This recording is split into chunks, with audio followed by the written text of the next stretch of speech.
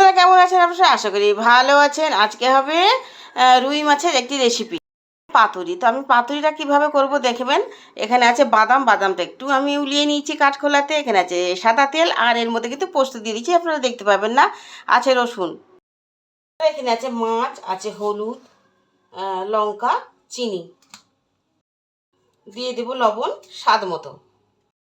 বন্ধুরা, যে পেস্টটা করেছিলাম তিল, পোস্ত, বাদাম আর আছে রসুন দিয়ে দিলাম। বন্ধুরা, ফেটিয়ে রাখা দই। এইবার যেটা করব, আমি সুন্দর করে মাখিয়ে 1 ঘন্টা মতো রেখে দেব। একটা জিনিস লক্ষ্য করেছেন, আমি কিন্তু তেল দিইনি, আর বন্ধুরা আমি তেল দেবও না শুদ্ধ। তো বন্ধুরা, আমার সুন্দর করে মাখানো হয়ে গেছে। 1 ঘন্টা আমি রেখে দেবো। তাহলে কি কি দিলাম আপনারা দেখতে পেলেন। শুধু দিলাম না তেল, তেলটা দেবো না।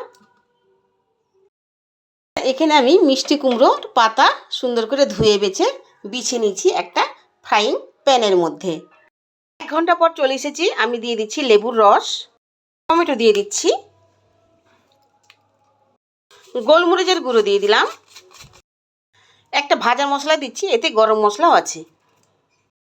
এইবারে আরেকটু লবণ দিয়ে আমি সুন্দর করে আবারও মাখিয়ে নিচ্ছি।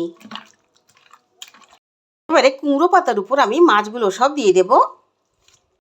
থেকে বন্ধুরা আমি কাঁচা লঙ্কা আর ধনে পাতা ছড়িয়ে দিচ্ছি। এবার পাতাটা আমি মাছগুলোকে ঢেকে নেব। তো বন্ধুরা, এই যে আমি এই পাতাটাকে এইভাবে মুড়ে নিয়েছি, দিয়ে কিন্তু চেপে রেখেছি। এবার আমি এই থালাটা বসিয়ে দেবো। আপনাদের এখনও বলছি, আমি কিন্তু কোনো তেল এখনও দিইনি আর দেবও না। এবার সুন্দর করে বসিয়ে দিলাম, চাপা হয়ে থাকবে। এবার গ্যাসটা জ্বেলে দেবো। খুলে দেখে নিই।